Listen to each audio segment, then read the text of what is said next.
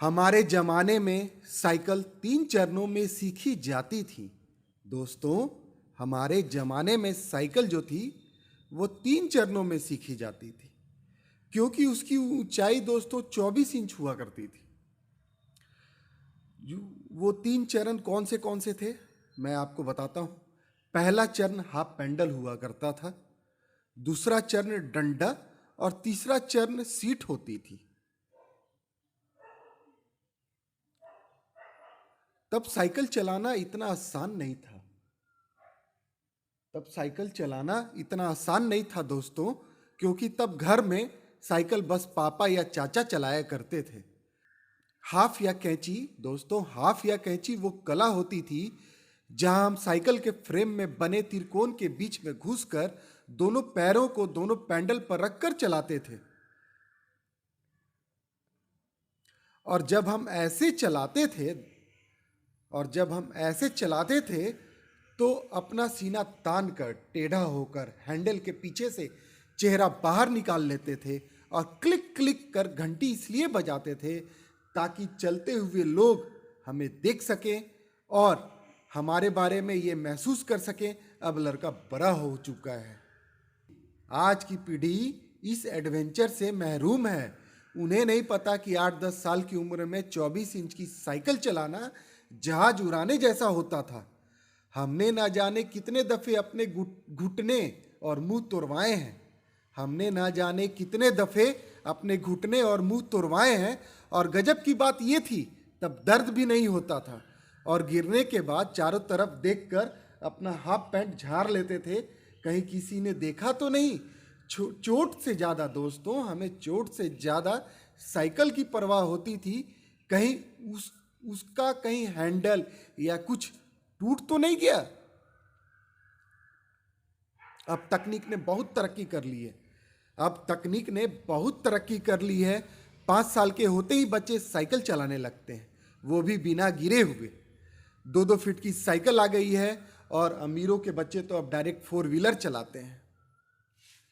छोटी छोटी बाइक भी उपलब्ध है मार्केट में, मगर आज के बच्चे ये कभी नहीं समझ पाएंगे उस छोटी सी उम्र में बड़ी साइकिल पर संतुलन बनाना जीवन की पहली सीख होती थी, जिम्मेवारियों की पहली कड़ी होती थी, जहां आपको ये जिम्मेवारी दी जाती थी कि अब आप गेहूं पिसाने लायक हो गए हैं।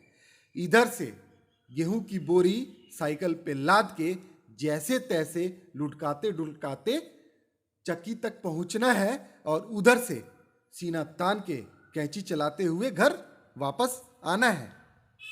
और यकीन मानिए दोस्तों, इस जिम्मेवारी को निभाने में खुशियां भी बड़ी गजब की होती थी।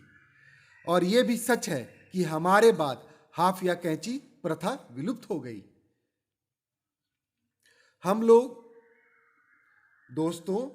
लोग इस दुनिया की आखिरी पीढ़ी हैं जिसने साइकिल चलाना 3 चरणों में सीखा। पहला चरण हाफ या कैंची, दूसरा चरण डंडा, तीसरा चरण सीट।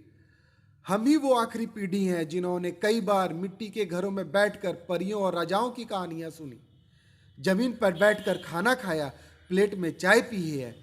दोस्तों, हम ही वो आखिरी लोग हैं जिन्होंने बचपन में मोहल्ले के मैदान में अपने दोस्तों के साथ गुल्ली डंडा, लुका छिपी, खो खो, कबड्डी, और पीढ़ी के लोग हैं जिन्होंने डिबरी या लालटेन या बल्ब की पीली रोशनी में अपना होमवर्क किया है और टीचर से मार खाई है। हम ही वो आखिरी पीढ़ी के लोग हैं जिन्होंने अपनों के लिए अपने जज्बात खतों में आदान प्रदान किए हैं। हम ही वो आखिरी पीढ़ी के लोग हैं जिन्होंने कूलर, एसी या हीटर के बिना ही बचपन गुजारा है।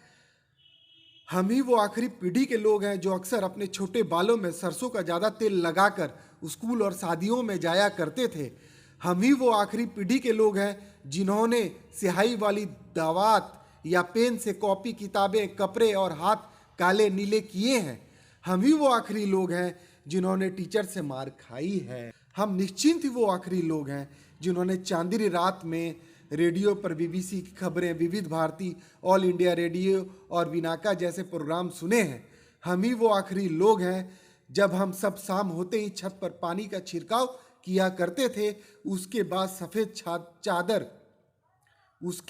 सफ़ेद चादर बिछाकर सोते थे। एक स्टैंड वाला पंखा जो बिना बिजली से चलता था उसको हाँकते हुए रात गुजार दिया करते थे। दोस्तों, आपको वो लम्हा याद होगा या नहीं होगा, जब भी गेहूं कट जाया करती थी तो उसके जो भूसे होते थे उस पे चादर बिछाकर सोने का अलग ही मजा होता था। हम ही वो आखिरी पीढ़ी हैं दोस्तों, मैं गर्व से कहना चाहता हूं कि हम ही वो आखिरी पीढ़ी हैं, हम ही वो आखिरी पीढ़ी हैं जिन्होंने वो खूबसूरत रिश्ते और उनकी मिठास बांटने वाले लोग देखे हैं जो लगातार कम होते चले गए। लोग जितना पढ़ लिख रहे हैं उतना ही खुदगर्ज, अकेलापन और निराशा में खोते जा रहे हैं। हम भी वो खुश नसीब लोग हैं जिन्होंने रिश्तों की मिठास महसूस की है। हम ही एकमात्र वो पीढ़ी हैं जिसने अपने समाज की बात भी मानी और आज अपने बच्चे की भी बात मान रहे हैं। अब लौट चलें दोस्तों वो समय में, काश वो समय फिर से लौट के हमारे पास आ जाता। पसंद आया है तो वीडियो को लाइक जरूर करना और शेयर तो कर ही दो यार, शेयर कर दो। नया चैनल है, अगर आप शेयर नहीं करोगे तो यार सब्सक्राइबर्स कैसे गेन होंगे, ये चैनल कैसे बड़ा होगा। Please support